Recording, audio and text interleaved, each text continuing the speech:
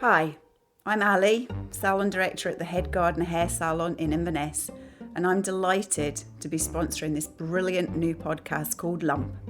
It's honest, raw, challenging, funny, and very, very sweary.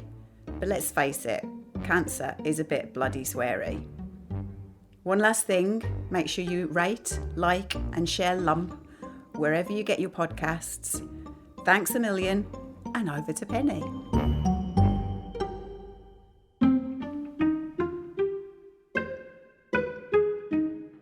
Surgery.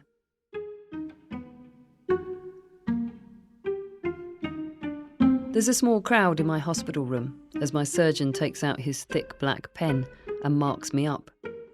I stand, naked to the waist, hands on hips, as he draws a line down my sternum and circles my left breast. "This is the do not cross line," he says to a trainee doctor, Alice, who's one of the crowd. As I turn my back, he takes a tape measure and notes the distance from my back to my nipple. "Your back gets worryingly slimmer every time I see it," he comments. And I bristle at myself for being so vain as to purr slightly at what I hear is a compliment. But it's not a compliment when you're trying to form a breast out of muscle and fat from your latissimus dorsi. Alone again, and back in my gown, I peek at the lines which look like a 2-year-old has been scribbling on me. I hope his surgical skills extend further than his drawing. It's 8 in the morning and I've been up since shortly after 6. I showered and drank a double espresso before my fluid fasting cut-off at 6:30. The fasting bit has been the easiest part of this whole process. I generally fast each day until lunchtime anyway, so this at least feels normal. David drives me the 5 minutes round to the hospital and elects to walk me to the ward. He stops at the entrance, bends to give me a brief kiss and says, "Right, I'll see you later," then leaves. We're not ones for fuss or lingering goodbyes. This is tough. We both know it is. We don't need to say any more. So I take myself the final few steps into the ward and tell the overnight nursing team that I'm here. Then it's only a short wait until I'm allocated a room. I'm putting away my things, changing into a gown, and pulling on surgical socks. After the surgeon leaves, I get a visit from a doctor who introduces himself as another David, the anaesthetist. He's tall and angular, but there's a generosity of warmth about him when he folds himself into a crouch to discuss what's going to happen to me. "I read you like to cycle," he says. I wore my cycling socks. And he points to the little multicoloured bicycles on the navy socks that poke out of the bottom of his scrubs. I take them as a good luck charm and tuck the knowledge of them away. We discuss an option to give me some initial local anaesthetic directly into my back, and immediately past images from a spinal injection I'd once had and the epidural during B's birth lurch into my mind and I flinch. "No, I don't want that," I say emphatically, and he nods in agreement. That would make me black out, and I know with certainty this time that it would. So we agree to take a different route, and I'm profoundly grateful for this ounce of control that's been gifted to me.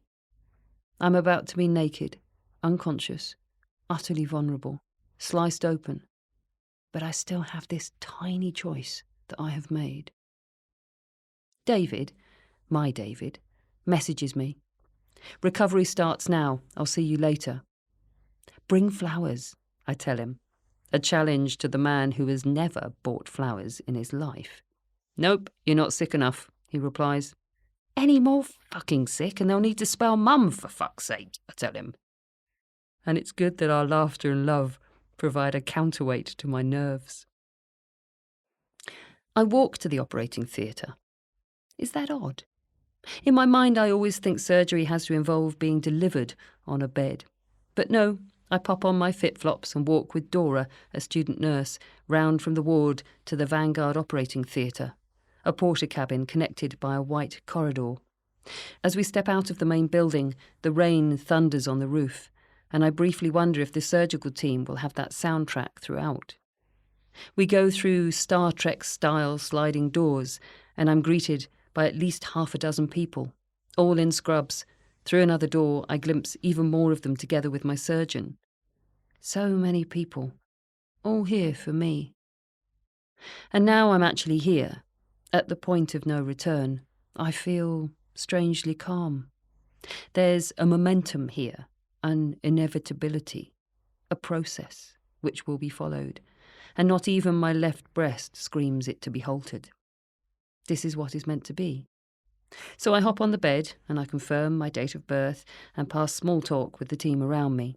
They ask the obligatory, "What is it that you do?" question that I now realise all teams ask when they're trying to divert my attention. So I play by the rules and I tell them about making radio programmes while David inserts a cannula into my right hand. He tells me when he's starting to put me under, and I feel a lightness, a floating. Then I say, "That's me starting to go." Then I'm gone. And then I'm waking up, in recovery. Dora is beside me, and another nurse who's watching me constantly as I come round. There's a clock on the wall opposite, and I try to work out what time it is, how long I've been away, but my eyes are greasy and unfocused.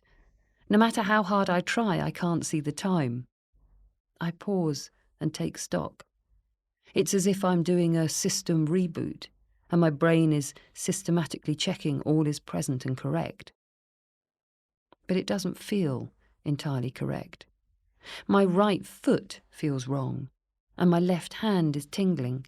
Both are disproportionately annoying. I keep thinking, surely it should be my back and chest that are bothering me. Why am I so focused on my foot and my hand? But my chest is bothering me too.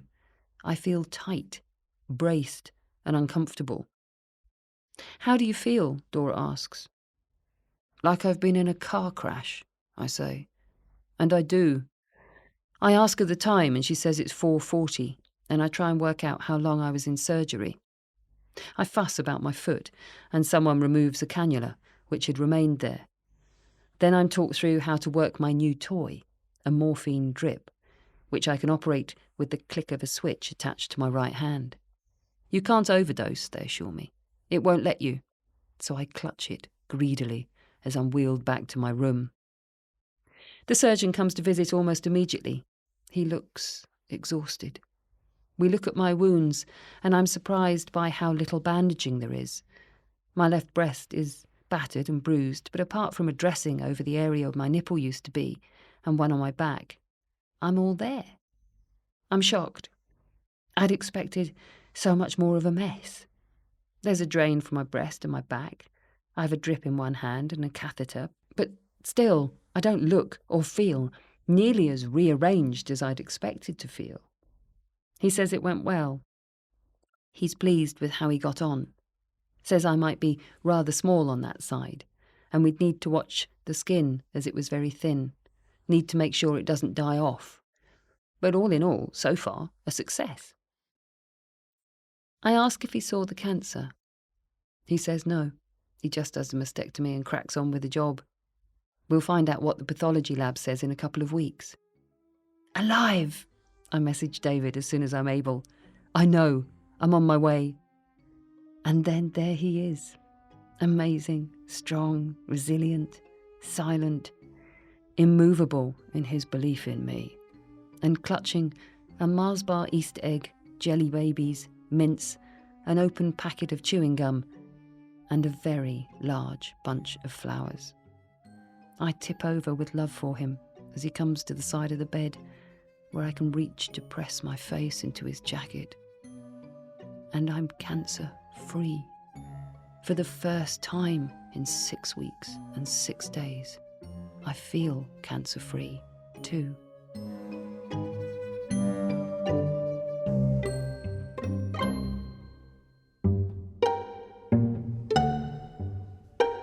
Hi, this is David from The Head Gardener.